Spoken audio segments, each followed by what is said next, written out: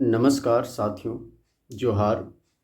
आज आप लोगों से मैं झारखंड की वर्तमान समस्या, वर्तमान मुद्दों पर बात करने जा रहा हूँ। वर्तमान समय झारखंड में विधानसभा चुनाव का है और यह चुनाव आने वाले 5 साल में आप कहाँ रहेंगे इसे तय करेगा। आप एक अच्छे मुकाम पे जाना चाहते हैं, क्योंकि शासक जिस तरह का होगा आप उस तरह से आपका कदम आगे बढ़ेगा। कुछ ऐसे शासक भी आ सकते हैं जो आपको पीछे 5 साल ले जा सकते हैं। कुछ ऐसे शासक भी आ सकते हैं जो 5 सालों में आप जहाँ रहना चाहते थे उस मुकाम तक जा सकते हैं। और कुछ ऐसे भी शासक आ सकते हैं जो झारखंड देश का एक विशिष्ट राज्य है और एक विशिष्ट राज्य का आपको एहसास भी करा सकते हैं, क्योंकि झारखंड खनिज संपदाओं में सर्वोत्तम है। इसकी तुलना किसी राज्य से नहीं की जा सकती है। लेकिन फिर भी आज बेसिक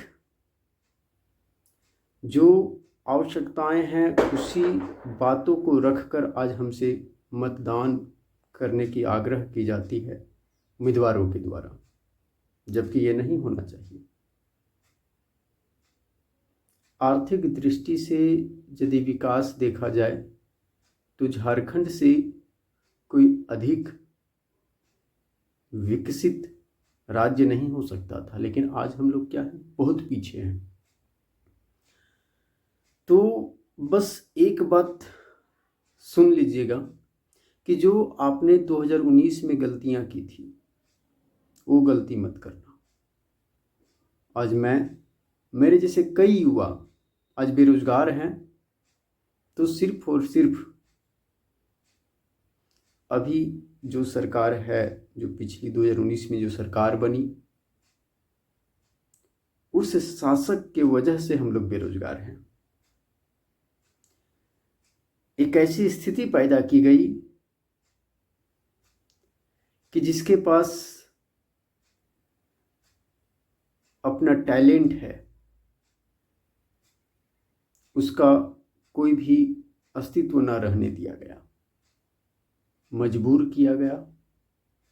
और एक ऐसी स्थिति पैदा की गई कि जिसके पास पैसा है वो आज नौकरी कर रहे हैं।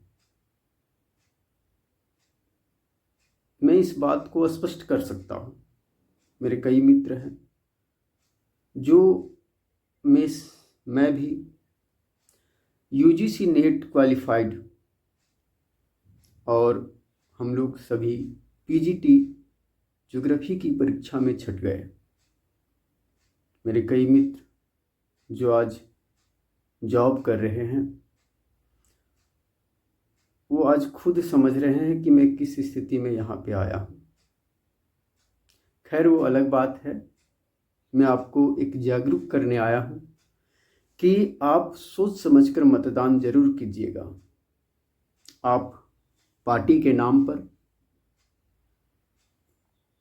कभी भी वोट ना कीजिएगा। मेरे कई मित्र पार्टी के नाम पे प्रचार कर रहे हैं, जबकि पिछली सरकार भी उन्हीं की थी।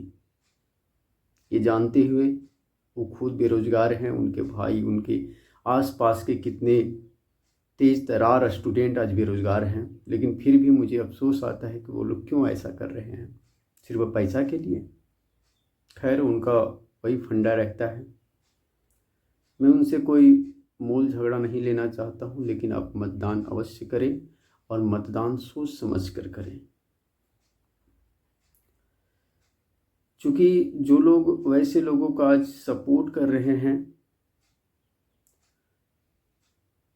बस उनको मैं यही कहना चाहता हूँ कि आज जो दूसरे पार्टी का कैंडिडेट जिसको आज वो गलत कह रहे हैं, यदि वो पार्टी दूसरे पार्टी वाले को अपने पार्टी में यदि टिकट मिलता तो आज उसका भी वो सपोर्ट करते। मतलब उस पार्टी का सपोर्ट करना है, उम्मीदवार का नहीं करना है। ऐसे लोगों की ये मानसिकता होती है। खैर, बाबा साहब भीमराव अम्बेडकर कहे थे कि जिस दिन सत्ताधारी लोगों की पूजा की जाने लगेगी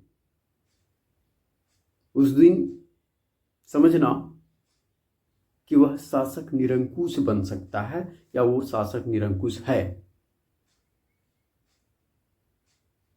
आज वही हो रहा है। जो शासक भ्रष्टाचार में लिप्त है, आज उसके आने पे हजारों भीड़ लग रही है। उनको कहाँ से एहसास होगा कि हमने गलत किया है। सामाजिक बहिष्कार होनी चाहिए थी, लेकिन नहीं होगा। खैर, उन बातों को मैं लाना नहीं चाहता हूँ। बस मैं ये कहना चाहता हूँ कि आप मतदान अवश्य करें और मतदान सोच समझ कर करें। मतदान उन्हीं को करना है जो आपके लिए अच्छा सोच सके, जो आपकी लड़ाई लड़ रहा हो। मैंने एक चीज़ झारखंड में भी गौर किया हूँ कि 2019 के चुनाव के बाद, लॉकडाउन के भी बाद, कोरोना आने के बाद भी एक नई पार्टी का जन्म हुआ झारखंड में और बहुत तेज़ी से वो आगे बढ़ा है। यूँ लगता है उनकी बातों से कि वो मेरी लड़ाई लड़ रहा है। मैं स्पष्ट नाम भी लेना चाहता हूँ। जयराम महतो जी का पार्टी जो आया, उनकी बातों से लगता है कि वो हमारी लड़ाई लड़ रहा है। हजारीबाग विधानसभा से उदय मेहता जी खड़े हुए हैं, देवेंद्र नाथ महतो हैं। इनका योगदान इस कदर है जैसे हम लड़ाई में जाते हैं, सीजीएल की लड़ाई में जाते हैं, हम देखते हैं कि हमारे जैसा वो भी लड़ रहे हैं। तो मुझे लगता है कि इन लोगों को सत्ता में आना चाहिए। और अब यदि ऐसे विधानसभा से बिलोंग करते हैं जहाँ से इनके कुछ लोग खड़े हुए हैं या ये खुद खड़े हुए हैं, तो उनको सपोर्ट जरूर करें। क्या आप भी चाहते हैं कि जिनका बाप मुख्यमंत्री बना उसी का बेटा भी मुख्यमंत्री बने? क्या आप वही चाहते हैं कि जिसका बाप विधायक था उसका बेटा भी विधायक बने?